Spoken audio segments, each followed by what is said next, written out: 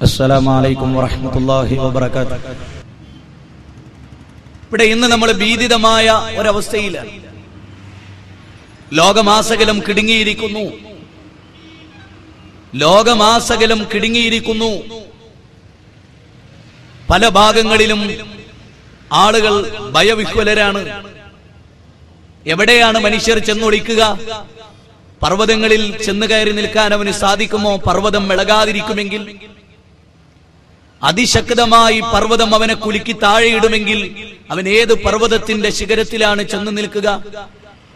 ഭൂമിയിലേക്ക് നിനക്ക് താഴ്ന്നിറങ്ങുവാനും ആകാശത്തോളം നിനക്ക് ഉയരുവാനും സാധ്യമല്ല എന്ന് വിശുദ്ധ ഖുർആൻ വളരെ കൃത്യമായി പരാമർശിച്ചു പോന്നിട്ടുള്ള ഒരു കാര്യമാണ്.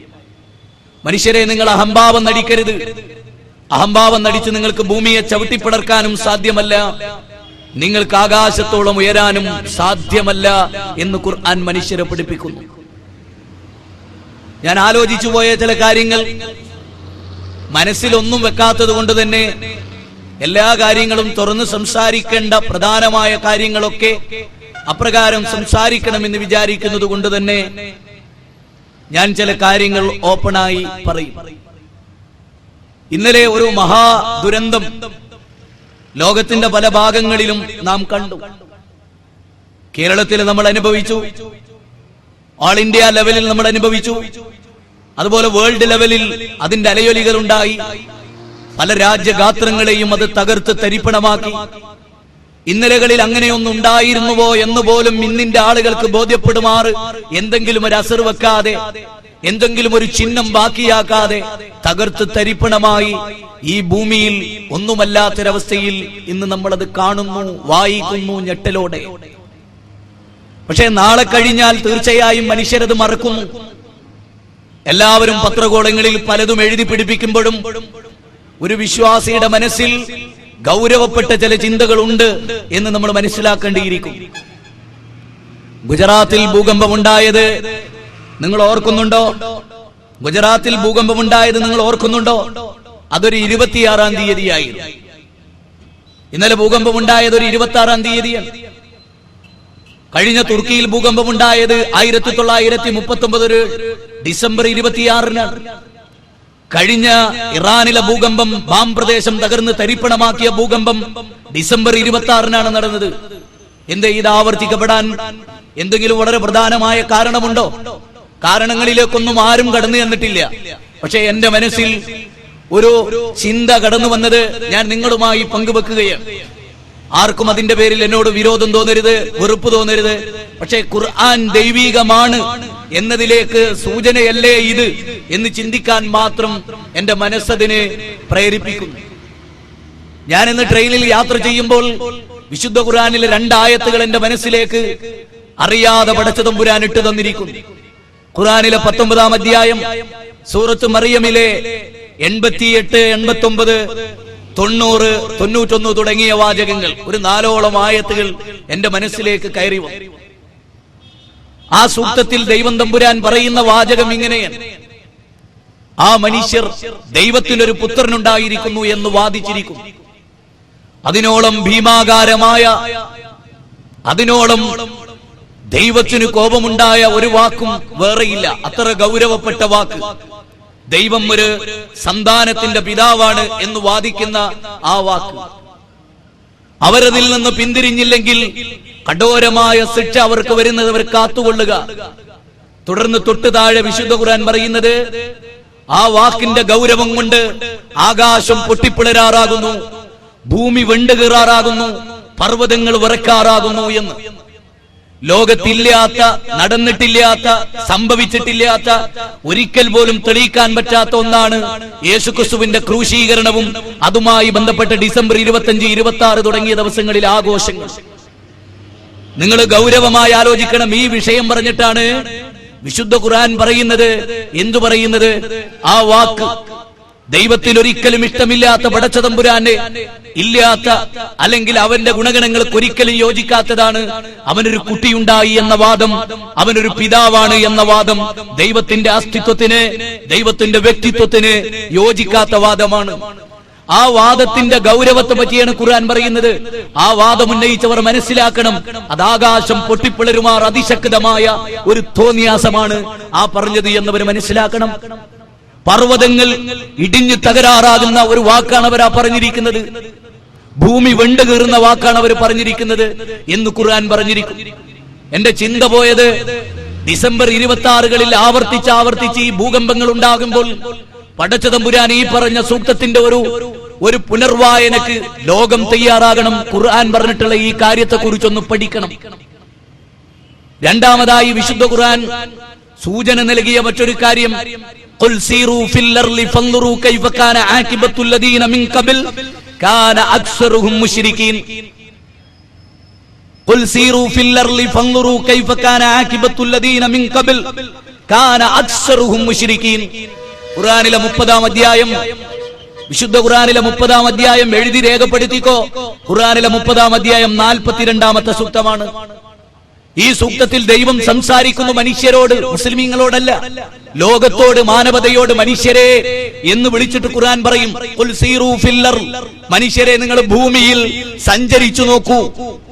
ആകാശത്ത് അല്ല, ഭൂമിയിൽ എന്തേ അങ്ങനെ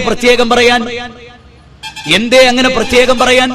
ഭൂമിയിൽ ജീവിക്കുന്ന മനുഷ്യരെയാണ് ശിക്ഷകളും അപകടങ്ങളും ഉദ്ദേശിക്കുന്നത്.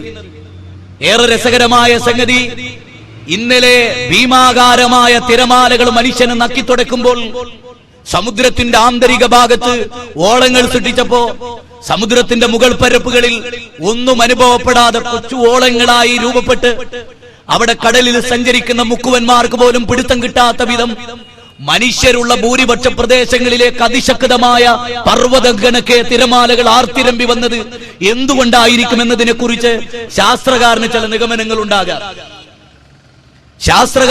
നിഗമനങ്ങൾ ഉണ്ടാകാം. പക്ഷേ വളരെ ഗൗരവമായി വിശുദ്ധ ഖുർആനിന്റെ താക്കീദിനെ കുറിച്ചാണ് ഞാൻ മാനവതയോട് പറയുന്നത്.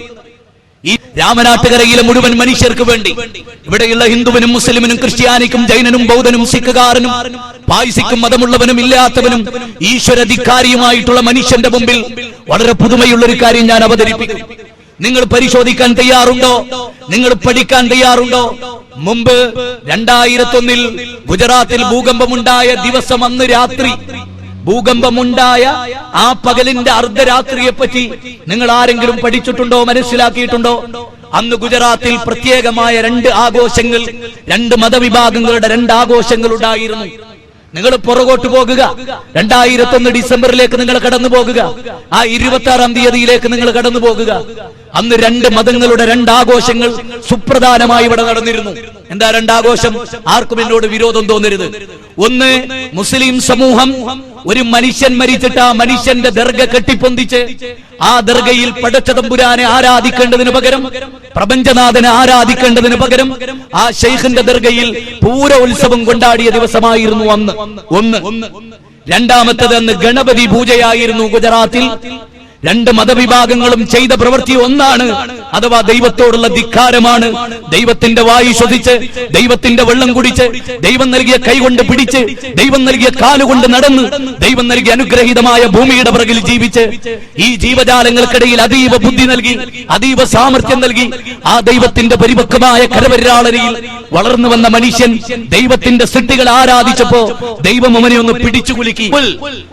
പറയുക പ്രവാചകരെ, മാനവരാശി അറിയിക്കുക പ്രവാചകരെ, മനുഷ്യകുലത്തെ മുഴുവനായി അറിയിക്കുക പ്രവാചകരെ. എന്തറിയിക്കുക? അവർ ഭൂമിയിലൂടെ നടന്നു നോക്കട്ടെ, എങ്ങനെയാണ് ഓരോ ജനത നശിപ്പിക്കപ്പെട്ടത് എന്ന്, എന്തിന്റെ പേരിലാണ് ആ ജനത നശിപ്പിക്കപ്പെട്ടത് എന്ന് കണ്ടോ? ഭൂകമ്പങ്ങളും പ്രതിഷേധങ്ങളും ഭൂമികുലുക്കങ്ങളും പ്രകൃതിക്ഷോഭങ്ങളും എന്നൊക്കെ നമ്മൾ പറയുന്ന ഈ അതീവ ഗുരുതരമായ ശിക്ഷാ നടപടികൾ, ദൈവത്തിന്റെ ശിക്ഷാ നടപടികൾ, അത് നടന്ന് അത് കൂടുതൽ ബാധിച്ച പ്രദേശങ്ങളെ മനുഷ്യരെ നിങ്ങൾ പഠിക്കണമെന്ന് ഖുർആൻ പ്രത്യേകം പറയുന്നു. എന്തിന്? എന്തുകൊണ്ടാണ് ആ ജനത ഇത്രയേറെ സൃഷ്ടിക്കപ്പെട്ടത് എന്ന് അത് പ്രത്യേകം ആലോചിക്കണം. ഈ 100 കൊല്ലക്കാലത്തിനിടയിലുണ്ടായ ഭൂകമ്പങ്ങളുടെ ചാർട്ടുകൾ ഒരുപക്ഷെ ഇന്നത്തെ പത്രത്തിലുണ്ടായേക്കാം. നിങ്ങൾ പരിശോധിക്കുക, ഇറാൻ എന്തുകൊണ്ട് അടിക്കടി ഭൂകമ്പങ്ങളെ, ശാസ്ത്രകാരൻ പറയോടുത്ത മണ്ണിന്റെ തകരാറാണ് പറഞ്ഞേക്കാം അവൻ. എന്തുകൊണ്ട് തുർക്കി അടിച്ചു തകർക്കപ്പെടുന്നു എന്നതിനെ കുറിച്ച് ഒരുപക്ഷെ ശാസ്ത്രകാരൻ അവന്റെ ഞൊണ്ടി ന്യായങ്ങൾ ഉണ്ടാകാം. എന്തുകൊണ്ട് ലത്തൂറും ഗുജറാത്തും അതുപോലെയുള്ള പ്രദേശങ്ങൾ അതിശക്തമായി കുലുങ്ങി എന്ന് ചോദിച്ചാൽ 1906 എന്തുകൊണ്ട് സാൻ ഫ്രാൻസിസ്കോയിൽ ഭൂകമ്പമുണ്ടായി എന്ന് ചോദിച്ചാൽ അവൻ പറഞ്ഞേക്കാം ഒരുപക്ഷെ അത് ഭൂമിയുടെ കനക്കുറവ് ഉണ്ടാവാം, അതല്ലെങ്കിൽ മറ്റെന്തെങ്കിലും കാരണങ്ങൾക്കുണ്ടാകാം എന്നവൻ പറഞ്ഞേക്കാം. എന്തുകൊണ്ടാണ് ആർമീനിയയിൽ ഭൂകമ്പമുണ്ടായത് എന്ന് ശാസ്ത്രകാരനോട് ചോദിച്ചാൽ അവനത് കാരണങ്ങൾ പറഞ്ഞേക്കാം. അതെ, അവന് പല കാരണങ്ങൾ ഉണ്ടാകാം. നിങ്ങൾക്കറിയാം, നമ്മുടെ ആസാം എന്ന് പറയുന്ന പ്രദേശം, ആസാമിൽ നിങ്ങൾ ഗൗരവമായി ചിന്തിക്കണം. ഹിമാലയ പർവ്വതം, ബ്രഹ്മപുത്ര നദിയുടെ ഒഴുക്ക് തിരിച്ചുവിട്ടൊരു ഭൂകമ്പമുണ്ടായി. ബ്രഹ്മപുത്ര നദിയുടെ ഒഴുക്ക് തിരിച്ചുവിട്ടൊരു ഭൂകമ്പം, ഹിമാലയ പർവ്വതം 100 അടി ഉയർന്നു പോയ ഒരു ഭൂകമ്പം. എപ്പോ 1980-കൾക്ക് ശേഷം 18-ാം നൂറ്റാണ്ടിന് 19-ാം നൂറ്റാണ്ടിനും ഇടയിൽ. എങ്ങനെ അങ്ങോട്ടൊഴുകിക്കൊണ്ടിരുന്ന ബ്രഹ്മപുത്ര തിരിച്ചിങ്ങോട്ടൊഴുകുക? മനുഷ്യന് ചിന്തിക്കാൻ പറ്റുമോ? മനുഷ്യന്റെ നിയന്ത്രണത്തിലാണോ അത്? മനുഷ്യരെ നിങ്ങൾ ദുർബലര്, നിങ്ങൾക്ക് തോന്നുകയാണ് നിങ്ങൾ ആരോ ആണ്. ഓടിയില്ലേ? ഏത് ശാസ്ത്രകാരന് നെഞ്ചും വിരിച്ച് നിൽക്കാൻ പറ്റും? ആർക്ക് നിൽക്കാൻ പറ്റും? ആർത്തിരമ്പുന്ന തിരമാലകളുടെ മുമ്പിൽ ആർക്ക് എഴുന്നേറ്റ് നിൽക്കാൻ സാധിക്കും? ഒരു കാറിന്റെ മുകളിൽ ഒരു തിരമാല വന്നടിച്ചിട്ട് കിലോമീറ്ററുകൾ അകലെ കാർ തെറിച്ച് അങ്ങ് ഒരു മനുഷ്യന് പോലും എത്തപ്പെടാത്ത വിധത്തിൽ അടിച്ചു തൂഫാനാക്കി 6 പേരാണ് ആ കാറിൽ കിടന്ന് മരിച്ചത്. എന്തേ കാരണം? ആലോചിക്കണം. എന്താ ഇത്? എന്താ ഈ പ്രതിഭാസം? വിശദീകരണങ്ങൾക്ക് ഒതുങ്ങാത്ത പ്രതിഭാസം. വിശുദ്ധ ഖുർആൻ പറയും, ഖുർആനിലെ 30-ാം അധ്യായം സൂറത്തുർ റൂമിലെ വളരെ വ്യക്തമായ സൂക്തമാണ് 42-ാമത്തെ സൂക്തം. മനുഷ്യരെ, ഖുൽ സീറൂ ഫിൽ അർദ് ഫൻദുറൂ കൈഫ കാന ആഖിബത്തുൽ ലദീന മിൻ ഖബൽ കാന അക്സറുഹും മുശ്രിക്കീൻ. ഭൂമിയിൽ ദൈവിക ശിക്ഷ ഏറ്റുവാങ്ങിയ ജനതയെ നിങ്ങൾ പഠിക്കുക. കപ്പ തുറന്നുകൊണ്ടിരിക്കുന്ന ഒരു ജീവിയെ പോലും മനുഷ്യരെന്ന മഹാവ്യക്തിത്വങ്ങൾ ആരാധിക്കുന്നവർ ആ നാട്ടിലുണ്ടായിരുന്നു എന്നർത്ഥം. ദൈവികമായ വേദഗ്രന്ഥത്തിന് അതിന് കൃത്യമായ മറുപടികളുണ്ട്. ആ മേഖലകളിൽ മനുഷ്യർ രക്ഷപ്പെട്ടിട്ടുണ്ടോ? അതിന്റെ പേരിൽ അവരെ ശിക്ഷിച്ചിട്ടില്ല. നിങ്ങൾക്ക് പരിശോധിക്കാം, പാർഷ്വാലിറ്റി ഇല്ലാതെ പരിശോധിക്കാം. വിശുദ്ധ ഖുർആൻ പറയുന്നത്, ഭൂമിയിൽ നശിപ്പിക്കപ്പെട്ട പ്രദേശങ്ങൾ പൂർണ്ണമായി നിങ്ങൾ പരിശോധിച്ചു നോക്ക്. നിങ്ങൾക്ക് ഒരു യാഥാർത്ഥ്യം പ്രത്യേകമായി നിയലിച്ച് കാണാം. കാന അക്സറുഹും മുശ്രിക്കീൻ. അവരിൽ ബഹുഭൂരിപക്ഷം ആളുകളും ദൈവേതര ശക്തികളെ ആരാധിക്കുന്നവരായിരുന്നു. അമ്പിയാക്കളെ, മഹാന്മാരെ, ദൈവത്തിന്റെ സിദ്ധികളെ, കല്ല്, മുള്ള്, മുരട്, മൂർഖൻപാമ്പ്, കാഞ്ഞിരക്കുറ്റി, ആൽത്തറകൾ, മക്ബറകൾ, ജാറങ്ങൾ, പുണ്യപുഷ്പങ്ങൾ, മണ്ഡപങ്ങൾ, ശ്രീകോവിലുകൾ, ആൽത്താരകൾ, ഇതൊക്കെ ആരാധിക്കുന്ന മനുഷ്യരായിട്ട് നിങ്ങൾക്ക് അവരെ കാണാം. അതിന്റെ പേരിലാണ് ഏതൊരു ജനതയെയും ദൈവശിക്ഷ പിടികൂടിയിട്ടുണ്ടോ അതിന്റെ പേരിലാണ് കൂടുതലായവരെ ശിക്ഷിച്ചിട്ടുള്ളത് എന്ന് ഖുർആൻ പറയും. ഇനി ഖുർആൻ ഈ പറഞ്ഞത് അധികപ്പറ്റാണെന്ന് നിങ്ങൾക്ക് തോന്നുന്നുണ്ടോ? നിങ്ങൾ പഠിക്കുക എന്ന് മാത്രമാണ് എനിക്ക് പറയാൻ. ഇന്നത്തെ പത്രം മാത്രം നിങ്ങൾ എടുത്തു വായിച്ചു. ഇന്നലെയും ഇന്നുമായി നടന്ന ലോകത്തിന്റെ വിവിധ ഭാഗങ്ങളിൽ നിന്ന് ബഹുദൈവത്വത്തിൽ അധിഷ്ഠിതമായ ആചാരങ്ങൾ, ഞാനിത് തുറന്നു പറയുന്നത് മാനവതയെ ഒന്നടങ്കം സ്നേഹിക്കാൻ പഠിപ്പിച്ച ഒരു മതഗ്രന്ഥത്തിന്റെ അനുയായി എന്ന നിലക്കാൽ. ഹിന്ദു വേറെ, മുസ്ലിം വേറെ, ക്രിസ്ത്യാനി വേറെ എന്ന് വിശ്വസിക്കാൻ കഴിയാത്ത എനിക്ക് ബാന്ധവാ മാനവാ സർവേ സ്വദേശാഭുവനത്രയം എന്ന ആ താത്വികമായ സന്ദേശത്തിൽ ഇന്നഹാദിഹി ഉമ്മത്തുക്കും ഉമ്മത്തൻ വാഹിദ വഅന റബ്ബുക്കും ഫത്തഖൂൻ വഅന റബ്ബുക്കും ഫഅബ്ദൂൻ എന്ന് ഖുർആനിലെ 23-ാം അധ്യായം സൂറത്ത് മുഅ്മിനൂൻ 52-ലൂടെ പടച്ച തമ്പുരാൻ പഠിപ്പിച്ചു. മനുഷ്യരെ, നിങ്ങളൊരു ഏക സമുദായമാണ്, നിങ്ങളൊരൊറ്റ സമുദായമാണ്, നിങ്ങളൊരു തറവാട്ടിലെ അംഗങ്ങളാണ്. ഇന്ന റബ്ബുക്കും വാഹിദ് ഇന്ന ആബാക്കും വാഹിദ് കുല്ലുക്കും മിൻ ആദം വ ആദം മിൻ തുറാബ്. നിങ്ങളൊക്കെ ആദമിന്റെ മക്കളാണ്. നിങ്ങളുടെ ദൈവം ഒന്നാണ്. ഹിന്ദുവിന്, മുസ്ലിമിന്, ക്രിസ്ത്യാനിക്ക്, ജൈനന്, ബൗദ്ധന് വേറെ വേറെ ദൈവങ്ങളില്ല. ഇല്ല, ഇല്ല, സത്യം ഇല്ല. അതാണ് പ്രപഞ്ചത്തിന്റെ സത്യം. അത് മാത്രമാണ് ഈ ദുനിയാവിലെ ഏറ്റവും വലിയ സത്യം. ഒരൊറ്റ ദൈവമേ ഉള്ളൂ എന്നതാണ് ഏറ്റവും വലിയ സത്യം. ഈ കണ്ടതൊന്നും കളിയല്ല, ഈ കണ്ടതൊന്നും തമാശയല്ല. ഈ രാമനാട്ടുകരയിൽ ഈ ഡിസംബർ 27 എന്നത് ദൈവം തമ്പുരാൻ കനിഞ്ഞരുളിയിട്ടുള്ള ഒരു ഗിഫ്റ്റ് ആയിട്ട് ജനങ്ങളോട് ചിലത് പറയാൻ എനിക്ക് അല്ലാഹു നൽകിയ ഒരു അപാരമായ സന്ദർഭമായി ഞാനിതിനെ കാണും. ഇതിന്റെ സംഘാടകർക്ക് അത്തരമൊരു ചിന്ത ഇട്ടുകൊടുത്തത് പടച്ച തമ്പുരാനാണ്. ഒരു പ്രദേശത്തെങ്കിലും ഈ ഒരു ശബ്ദം കേൾക്കട്ടെ. നിങ്ങൾ ആലോചിച്ചു നോക്കൂ. കാന അക്സറുഹും മുശ്രിക്കീൻ. ജോൺ മാർഷൽ ഇൻഡസ് വാലി സിവിലൈസേഷനെ കുറിച്ച് പഠിച്ചിട്ട് ഒരു വാചകം അദ്ദേഹം ഇങ്ങനെ എഴുതി ചേർക്കും. ചരിത്രത്തിന്റെ ഭാഗമായി ഈ ജനത അഥവാ സിന്ധു നദീതട സംസ്കാരത്തെ, മോഹൻജൊദാരോ ഹാരപ്പൻ സംസ്കാരത്തെയൊക്കെ പരിശോധിക്കുമ്പോ തകർന്ന് തരിപ്പണമായി മണ്ണോട് മണ്ണ് ചേർന്ന് കിടക്കുന്നത് കാണുമ്പോ അതൊരു കേവലമായ വൈദേശിക ആക്രമണത്തിലൂടെ തകർക്കപ്പെട്ടതാണെന്ന് മനസ്സിലാക്കാൻ എനിക്ക് സാധ്യമല്ല. അതൊരു ദൈവിക ശിക്ഷയാകാനുള്ള സാധ്യത തള്ളിക്കളയാവുന്നില്ല എന്ന്. ലോകത്ത് എവിടെ നിന്നൊക്കെ കുഴിച്ചെടുക്കപ്പെട്ടിട്ടുണ്ടോ ആ സംസ്കാരങ്ങൾ അത്രയും നിങ്ങൾ പരിശോധിച്ചോ. കാനാക്സറുഹും മുശ്രിക്കീൻ, അവരിൽ ബഹുഭൂരിപക്ഷം ആളുകളും മുശ്രിക്കായിരുന്നു. ഇന്ന് പത്രങ്ങളിലെ വാർത്തകൾ പോലും നിങ്ങൾ ശ്രദ്ധിച്ചു നോക്കൂ. കടലമ്മയെ ആശ്രയിച്ചു നിൽക്കുന്ന മനുഷ്യന്മാർ. അങ്ങനെ ഒരു അമ്മയുണ്ടോ? അങ്ങനെ ഒരു അമ്മയുണ്ടോ? എങ്കിൽ ഹിന്ദു കടലമ്മ, മുസ്ലിം കടലമ്മ എന്നൊരമ്മയുണ്ടോ? ശുദ്ധമായ വിവരക്കേടാണ് മാനവരാശിയുടെ മുമ്പിൽ വിതറിക്കൊണ്ടിരിക്കുന്നത്. നിങ്ങൾ മനസ്സിലാക്കണം. കടലി എന്ന് പറയുന്ന അങ്ങനെ ഒരു അമ്മയാണ്, ദൈവത്തിന്റെ ഒരു സൃഷ്ടി മാത്രം അല്ലേ? നിങ്ങൾ ആലോചിച്ച് നോക്കുന്നത് മാത്രമാണോ? കടൽ എന്ന് പറയുന്നത് ഈ ഭൂമിയുടെ രൂപീകരണത്തെ പറ്റി അറിയാവുന്നവർക്ക്, ശാസ്ത്രീയമായി പഠിച്ച ആളുകൾക്കറിയാം. ഭൂമിയും ആകാശവും എങ്ങനെ രൂപപ്പെട്ടു എന്ന് ശാസ്ത്രീയമായി പഠിച്ച ഒരു ഹിന്ദു വിദ്യാർത്ഥിയോട് ചോദിക്കും. കടലമ്മയെ അങ്ങനെയായി ആ കടലമ്മയെ വിളിച്ച് പ്രാർത്ഥിക്കുന്ന മനുഷ്യർ, അതിനോളം വലിയ തിന്മ ഈ ലോകത്ത് വേറെയില്ല. സ്വന്തം അച്ഛനെ അച്ഛൻ എന്ന് വിളിക്കാത്ത, ജന്മം നൽകിയ സ്വന്തം അമ്മയെ അമ്മയായി കാണാത്തത് നന്ദികേടാണ് എന്ന് ലോകത്തെല്ലാവരും പറയില്ലേ? വിജ്ഞാനമുള്ളവർ, വിവരമുള്ളവർ എല്ലാവരും പറയില്ലേ? മാതാവിന്റെ പൊക്കിൾക്കൊടിയിൽ പോലും, മാതാവിന്റെ ഗർഭപാത്രത്തിൽ പോലും രൂപപ്പെടുന്നതിന് മുമ്പ്, ഒരു ഇന്ദ്രിയത്തുള്ളി പോലും ആകുന്നതിന് മുമ്പ് ഈ മണ്ണിന്റെ ഭാഗമായി കിടന്ന് നിന്നെ ഇന്ദ്രിയത്തുള്ളിയായി രൂപപ്പെടുത്തി കോടിക്കണക്കായ ബീജഗണങ്ങളിൽ 200 കോടി ബീജഗണങ്ങളിൽ നിന്ന് ലക്ഷണമൊത്തൊരു ബീജത്തെ അണ്ഡവുമായി കൂട്ടിയോജിപ്പിച്ച് ഗർഭപാത്രത്തിന്റെ ഭിത്തിയിൽ അല്ലക്കായി നിന്നെ കെട്ടിത്തൂക്കിയിട്ട് നിന്നെ നിർണായകമായ ഘട്ടത്തിൽ വളർത്തിയ നിന്റെ രക്ഷകനാരൻ, നിന്നെ സംരക്ഷിച്ചവനാരൻ? അതിന് ജാതി മതമുണ്ടോ? ജാതി മതമുണ്ടോ ഗർഭപാത്രത്തിൽ ഒരു കുഞ്ഞു രൂപപ്പെടുന്നതിന്? ഇല്ല പ്രിയപ്പെട്ടവരെ. അങ്ങനെ ആ കുഞ്ഞിനെ വളർത്തി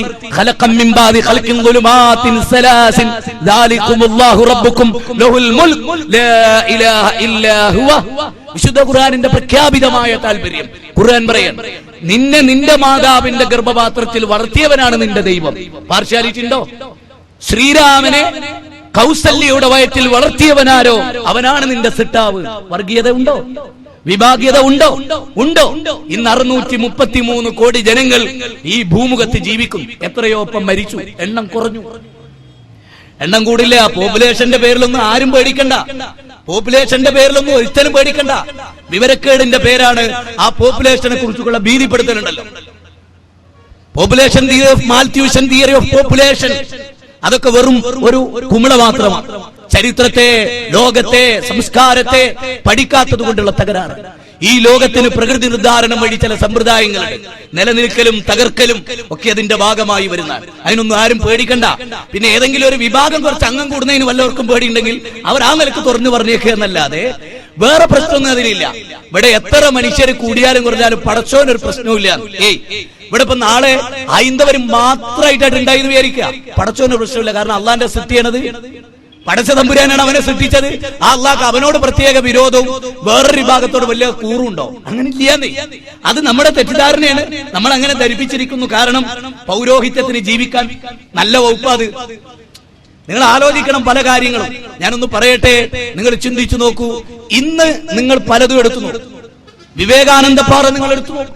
വിവേകാനന്ദ പാറയിൽ പാവപ്പെട്ട 800ഓളം ജനങ്ങളാണ് ഇന്നലെ കുടുങ്ങിപ്പോയത്. ഭീതിതമായ അവസ്ഥയിൽ സ്വന്തം ഭാര്യയും കുഞ്ഞിനെയും പാറക്കല്ലിനോട് കൂട്ടിപ്പിടിക്കുന്ന ഒരു മനുഷ്യന്റെ വികാരം എന്ത്? മരണത്തെ മുഖാമുഖം കാണുന്ന ഒരു മനുഷ്യന്റെ വികാരവും വിചാരവും മാനസികാവസ്ഥയും എന്തായി? മനുഷ്യൻ എന്ന് പറയുന്ന ഈ നിസ്സഹായനായ ജീവി, ഈ ലൈഫായ ജീവി, ഒരു ചിതലിന്റെ സ്ഥാനം പോലും പലപ്പോഴും ശക്തിയിൽ കിട്ടാത്ത ഈ ദുർബലനായ ജീവി, ആ ജീവിയോട് വിശുദ്ധ ഖുർആൻ പറഞ്ഞു, മനുഷ്യ നിങ്ങൾ ദൈവത്തിന്റെ അടിമകളാണ്, അള്ളാഹുവിന്റെ അടിമകളാണ്, ദീദീവികന്റെ അടിമകളാണ്, വിരാട് പുരുഷന്റെ അടിമകളാണ്.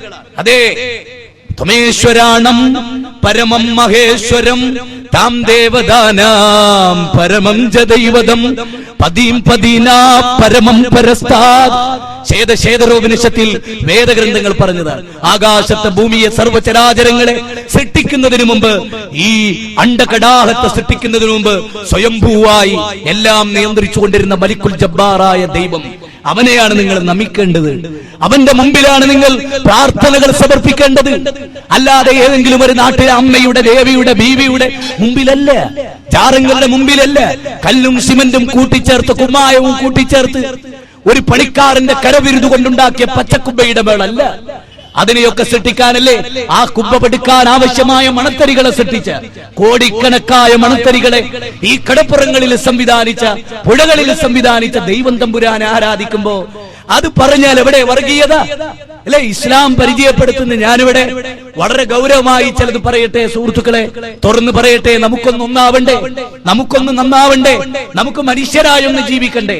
നമുക്കിതെല്ലാം സംവിധാനിച്ചു തന്ന ഭൂമിയെ നിങ്ങൾക്ക് വേണ്ടി ജീവയോഗ്യമാക്കി തന്ന പ്രപഞ്ചനാഥൻ ആരോ അവനെ ആരാധിക്കുക. ശ്രീരാമൻ ഇവിടെ ജനിക്കുമ്പോ ഭൂമിയുണ്ടോ? ചിന്തിക്കൂ. എങ്കിൽ ആ ഭൂമിയെ നിനക്കാരാണോ സംവിധാനിച്ചത് അവനാണ് നിന്റെ ദൈവം എന്നാണ് ഇസ്ലാം പറയുന്നത്. അല്ല, എവിടെ വർഗീയത? 2034 മുമ്പ് യേശുക്രിസ്തു ഇല്ല. അപ്പൊ 2034 മുമ്പ് യേശുക്രിസ്തു കന്യാമറിയമിന്റെ പുത്രനായി ജനിച്ചു വീണത് എവിടെയാ? ഈ ഭൂമിയിലാണ്.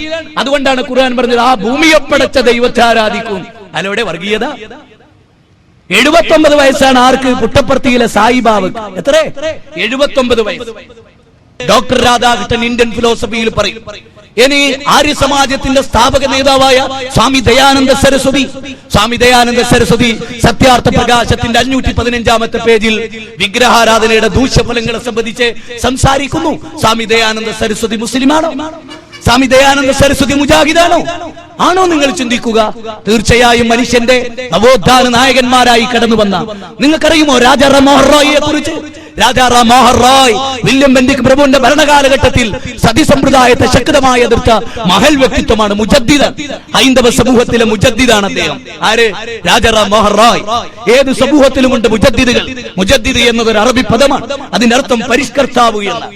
അറബിയിൽ പറയുന്ന മുജദ്ദിദ് എന്ന് പറഞ്ഞാൽ പരിഷ്കർത്താവ്. അത്തരം ഒരു പരിഷ്കർത്താവായിരുന്നു, മുജദ്ദിദായിരുന്നു രാജാറാം മോഹൻ റോയ്. അദ്ദേഹത്തിന്റെ ജ്യേഷ്ഠൻ മരിച്ചു. അപ്പൊ ജ്യേഷ്ഠന്റെ ഭാര്യ ചെറുപ്പക്കാരിയാണ്. അന്നത്തെ സമ്പ്രദായം അനുസരിച്ച് ഭർത്താവിന്റെ ചെതിയിൽ ചാടണം. എന്തൊരു ദുര്യോഗമായിരുന്നു ഈ സമൂഹത്തിന്. ആ ദുര്യോഗത്തിൽ നിന്ന് ഈ സമൂഹത്തെ രാജാറാം മോഹൻ റോയ് കരകയറ്റി.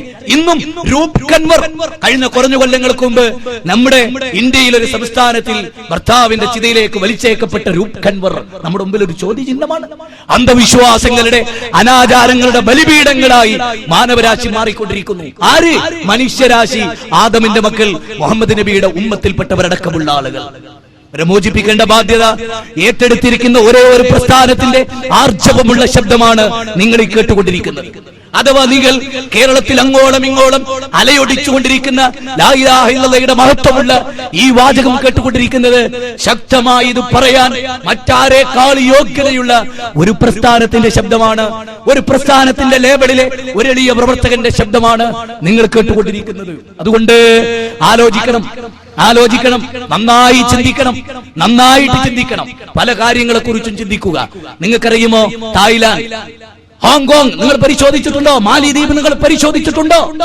ഇസ്ലാം പറഞ്ഞ എല്ലാ ജീർണതകളെയും മൊത്തമായി വിറ്റയിക്കപ്പെടുന്ന ഈ പ്രദേശങ്ങൾ, ഏറ്റവും കൂടുതൽ വിനോദസഞ്ചാരികൾ തോന്നിവാസം നടത്തുന്ന ഹോട്ടലുകൾക്ക് നേരെയാണ് തിരമാലകൾ ആർത്തിരമ്പി വന്നത് എന്ന് എന്റെ വകയല്ല. മലയാള പത്രം വായിക്കുന്ന, ഇംഗ്ലീഷ് പത്രം വായിച്ചിട്ടുള്ള ആർക്കും ആ കാര്യം ബോധ്യപ്പെടും. എന്തുകൊണ്ട് പ്രിയപ്പെട്ടവരെ ഇങ്ങനെ ചില പ്രത്യേക കേന്ദ്രത്തിൽ ഇതിന് ശക്തി കുറച്ച് കൂടുതലായത് ആലോചിച്ചിട്ടുണ്ടോ? എന്തുകൊണ്ടുണ്ടായി എന്നത് ഗൗരവമായി മനുഷ്യർ ചിന്തിക്കട്ടെ. ആര് ചിന്തിക്കട്ടെ? മനുഷ്യർ ചിന്തിക്കട്ടെ. ഇത് ദൈവത്തിന്റെ ശിക്ഷയോ അതല്ല ഭൂമിയുടെ തകരാറോ എന്നൊന്ന് ആലോചിക്കട്ടെ. ആളുകൾ ബോധപൂർവമായി ഒന്ന് ചിന്തിച്ചു തുടങ്ങട്ടെ. അങ്ങനെ ചിന്തിച്ചു തുടങ്ങുമ്പോൾ ഞാൻ ഓരോന്നോരോന്ന് പേരെടുത്ത് പറയുന്നില്ല. ഈ ഭൂകമ്പങ്ങൾ ഉണ്ടാകുന്ന പ്രദേശങ്ങളിലൂടെ നിങ്ങൾ പഠിക്കാം. ഞാൻ ഒന്നുകൂടെ പറയും, അതിവിദഗ്ധന്മാരായ പഠന റിപ്പോർട്ടുകൾ തയ്യാറാക്കുന്ന പലരുമുണ്ട്. പല സ്ഥലത്തും പലതും നടന്നാൽ അവിടെ പോയിട്ട് ഓരോന്ന് പഠിച്ചു വരുന്ന അവരോട് അത്തരം ആരെങ്കിലും ഇവിടെ ഉണ്ടെങ്കിൽ, എനിക്കതിന് കഴിവില്ലാത്തതുകൊണ്ടും അങ്ങനെ കഴിവുള്ളവരിവിടെ ഉണ്ടെങ്കിൽ, ഉള്ളവരെ അറിയുന്നവരുണ്ടെങ്കിൽ നിങ്ങൾ അറിയിച്ചു കൊടുക്കൂ അവർക്ക്. ഭൂകമ്പം ഉണ്ടായത് എന്തുകൊണ്ട്, ആ സമൂഹത്തിന്റെ അവസ്ഥ എന്തായിരുന്നു, ഏതൊക്കെ പ്രദേശങ്ങളിലാണ് കൂടുതൽ ഭൂകമ്പം ബാധിച്ചത്, എവിടെയാണ് അതിന്റെ സംഹാര താണ്ഡവമാടിയത്, ആ സംഹാര താണ്ഡവമാടിയ പ്രദേശത്ത് സാംസ്കാരികത എന്തായിരുന്നു, ഈ സാംസ്കാരികത എന്തായിരുന്നു എന്നൊന്ന് പരിശോധിക്കാൻ. മറീന ബീച്ച് നല്ല സംസ്കാരമുള്ള സ്ഥലമാണോ? ആണോ? നിങ്ങൾ പരിശോധിക്കുക. ആണോ അത്? ഇന്നിപ്പോ നമ്മള് ഈ വികസനം, ഏത് വികസനം? ടൂറിസ്റ്റ് കേന്ദ്രങ്ങളുടെ വികസനം. അത് വളരെ ഉഷാറായി ഒരു ഏറെക്കുറെ ഇന്ന് കേരളത്തെ ഇനി അടുത്ത 2-3 കൊല്ലത്തിനുള്ളിൽ കൊച്ചിയിലൊക്കെ പ്രബോധന പ്രവർത്തനമായിട്ട് ജീവിക്കുന്ന ഒരു എളിയ പ്രവർത്തനൻ കണ്ണ് ചുമ്മണം, കണ്ണിങ്ങനെ പൂട്ടിവെച്ചിട്ട് വേണം റോട്ടിൽ സഞ്ചരിക്കാൻ. അത്ര വൃത്തികേടുകളിലേക്കാ പോണത്. കുലുങ്ങും, അതിന്റെ തൊട്ടടുത്ത് കുലുക്കി കാണിച്ചു കൊടുത്തു, മനസ്സിലായിക്കോ ഇതിനെ അതിക്രമിച്ച് കിടക്കാൻ വലിയ പണിയില്ലാന്ന്. വിശുദ്ധ ഖുർആൻ പറഞ്ഞ ഒരു ആയത്തറിയണോ നിങ്ങൾക്ക്? വിശുദ്ധ ഖുർആൻ പറഞ്ഞു, മനുഷ്യരെ വൈദൽ കവാകിബും തസറത് വൈദൽ ബിഹാറു ഫുജിറത് വൈദൽ ഖുബൂറു ബുഅസിറത്. 4 ആയത്ത് മാത്രം ഖുർആനിലെ 82-ാം അധ്യായം 1 മുതൽ 4 വരെയുള്ള സൂക്തം. ഇതിന്റെ അർത്ഥം അറിയോ? ആകാശം പൊട്ടിപ്പിളരുക തന്നെ ചെയ്യും അങ്ങനെ തരുന്ന ദിവസം, നക്ഷത്രങ്ങൾ കൊഴിഞ്ഞു വീഴുന്ന ദിവസം.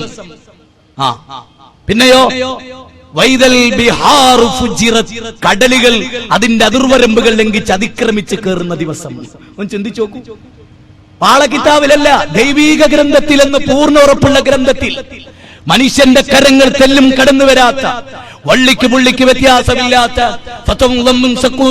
മാറി വന്നിട്ടില്ലാത്ത, ഒരു ന്യൂനതയുമില്ലാത്ത 15 നൂറ്റാണ്ടോളം ദൈവത്താൽ സംരക്ഷിക്കപ്പെട്ട ഗ്രന്ഥം പറയുന്നു, വൈദൽ ബിഹാറു ഫുജിറത്, സമുദ്രങ്ങൾ പൊട്ടിയൊഴുക്കപ്പെടും തടുക്കാനാവാത്ത അതിശക്തമായ തിരമാലകളായി. മനുഷ്യർക്ക് തോന്നുന്ന ധിക്കാരം, ഭൗതികവാദികൾക്ക് അവർക്ക് ആ പ്രശ്നമല്ലേ അതിനെപ്പറ്റി ചിന്തിക്കാൻ. പക്ഷേ ഇത്തരമൊന്ന് കാണുമ്പോ ആർത്തിരമ്പി എന്ന് വാവളക്കാനല്ലാതെ ധിക്കാരികൾക്ക് പലപ്പോഴും സാധിച്ചിട്ടില്ല എന്ന് നാം മനസ്സിലാക്കണം. അതുകൊണ്ട് വിനീതരാവുക, ദൈവത്തിന്റെ വിനീത ദാസന്മാരാകുക. ഇതാണ് ദൈവം നമ്മളോട് ആവശ്യപ്പെടുന്നത്. ഖുർആനിന്റെ ഒരു ചോദ്യമുണ്ട്. വിശുദ്ധ ഖുർആൻ പറയുന്നു, കടലുകൾ പൊട്ടിയൊഴുക്കപ്പെടും, ഖബറിന്റെ ഉള്ളിൽ തിളച്ചുമറിയുന്ന ലാവകളും അതിശക്തമായ അഗ്നിപർവ്വതങ്ങൾ, അത് ഭൂമിക്കുള്ളിലേക്ക് ഖുർആനിന്റെ ഒരു പ്രയോഗം കണ്ടോ? ഇദാ സുൽസിലത്തിൽ അർളു സിൽസാലഹ. സിൽസില എന്ന് പറയുമ്പോൾ തന്നെ ചങ്ങല കുലുങ്ങിപ്പോയി. ഖുർആനിന്റെ പ്രത്യേകത അതാണ്. ഇദാ സുൽസിലത്തിൽ അർളു സിൽസാലഹ. ഖുർആനിലെ 99-ാം അധ്യായം, ഭൂമി അതിന്റെ കിലുക്കം കിലുങ്ങുന്ന ദിവസം. അന്ന് മനുഷ്യർ ചോദിക്കും, അടുത്ത 10 മിനിറ്റ് വരെ എന്ത് ശാന്തമായിരുന്നത്, പറഞ്ഞില്ലേ പത്രങ്ങൾ മുഴുവൻ? പറഞ്ഞില്ലേ കഴിഞ്ഞ 10 മിനിറ്റ് മുമ്പ് വരെ കാർമേഘമുണ്ടായിരുന്നുവോ, അടയാളങ്ങൾ ഉണ്ടായിരുന്നുവോ, തിരമാലകളിൽ എന്തെങ്കിലും പ്രത്യേകത ഉണ്ടായിരുന്നുവോ? ഒന്നും ഉണ്ടായിരുന്നില്ല. തൊട്ടടുത്ത് എന്ന നിലക്ക് അതെങ്ങനെയാ പിടികൂടിയത്? അത് നിങ്ങൾ കണ്ടേ? ഇന്നത്തെ പത്രത്തിലെ ഒരു ഭാഗം ഇതാണ്. എന്താ, ചില മുക്കുവന്മാർക്ക് അതിന്റെ ചില അടയാളങ്ങൾ, കാരണം വർഷങ്ങളായതിന്റെ പരിചയങ്ങളുണ്ട്, ചില അടയാളങ്ങൾ പെട്ടെന്ന് കാര്യങ്ങൾ ഒരുക്കാൻ. അപ്പോ പ്രവാചകൻ പറഞ്ഞൊരു വാചകാണ് എനിക്ക് ഓർമ്മ വന്നത്. റസൂലുള്ളാഹി സ്വല്ലല്ലാഹു അലൈഹി വസല്ലം വാഴ്ത്തപ്പെടട്ടെ പ്രിയപ്പെട്ടവരെ, മുക്കുവനായ ഒരു മനുഷ്യൻ അവന്റെ വലക്കണ്ണി അഴിച്ചുകൊണ്ടിരിക്കുമ്പോൾ അത് അവനെയും കൊണ്ട് കടന്നു പോകാം. ഹദീസിലെ വാചകമാണ്. ഇസ്ലാമിലേക്ക് വരാൻ സമയമായിട്ടുണ്ട് മാനവതക്ക് തിരിച്ചു വരാൻ. നാളെയുടെ സൂര്യോദയം ഇസ്ലാമിന്റെ സൂര്യോദയമായി മാറാൻ. കാരണം ഇത് ദൈവീക മതമാണ്, പ്രവാചകന്റെ വാക്കാണ്. ഒരു മുക്കുവൻ അവന്റെ വലക്കണ്ടി ശരിയാക്കിക്കൊണ്ടിരിക്കവേ അവനെ അത് പിടികൂടും. പിടികൂടിയില്ലേ? വായിലേക്ക് അവന്റെ ഭാര്യ കൊടുത്ത ഭക്ഷണത്തിന്റെ ഒരു ഉരുള അവന്റെ വായിലേക്ക് ചെന്ന് ചേരുന്നതിന് മുമ്പ് അവനെ അത് പിടികൂടും. വീണ്ടും പ്രവാചകൻ പറഞ്ഞു, ഫുട്പാത്തിലെ കച്ചവടക്കാർ, പ്രവാചകന്റെ വാക്കാണ്, ഫുട്പാത്തിലെ കച്ചവടക്കാർ ചീപ്പ് റേറ്റിൽ ഷർട്ട് വിറ്റുകൊണ്ടിരിക്കുമ്പോ ആ ഷർട്ട് ഇങ്ങനെ പൊക്കി പിടിച്ച് അതിന്റെ വില പറഞ്ഞുകൊണ്ടിരിക്കുമ്പോൾ അതവനെ പിടികൂടും. ഈ റസൂലുള്ള ദൈവത്തിൽ നിന്ന് വഹിയുള്ള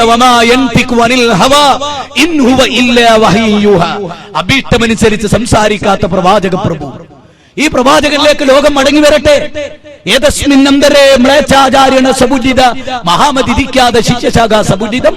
അങ്ങനെ ഇരിക്കുമ്പോൾ വിദേശീയനായ ആചാര്യൻ വരും, അവൻ മുഹമ്മദ് എന്ന പേരിൽ ഖ്യാതി നേടുമെന്ന് ഭവിഷ്യൽ പുരാണത്തിൽ കിഡദ്വൈപായന വേദവ്യാസൻ പറഞ്ഞ ആ പ്രവാചകൻ ലോകത്തോട് പറഞ്ഞു, മനുഷ്യരെ ഒരു വലക്കണ്ണി അഴിക്കുന്നതിന് മുമ്പ് ആ ശിക്ഷാ നടപടികൾ ദൈവം നടപ്പാക്കിയില്ലേ? നടപ്പാക്കിയ പ്രദേശങ്ങളിൽ 2 നിലക്ക് ഖുർആൻ പറഞ്ഞു. അപ്പൊ നിങ്ങൾ ചോദിക്കും, നല്ല മനുഷ്യന്മാരില്ലേ? ഉണ്ട്. ഖുർആൻ അതാ പറഞ്ഞത്, നല്ലവരെയും ചീത്തവരെയും നോക്കി വേർതിരിക്കുക. ഇവിടെ അങ്ങനെ വേർതിരിക്കൂല. അതുകൊണ്ട് ഖുർആൻ മനുഷ്യരോട് ഒന്നടങ്കം പറഞ്ഞൊരു കാര്യം പറയട്ടെ ഞാൻ,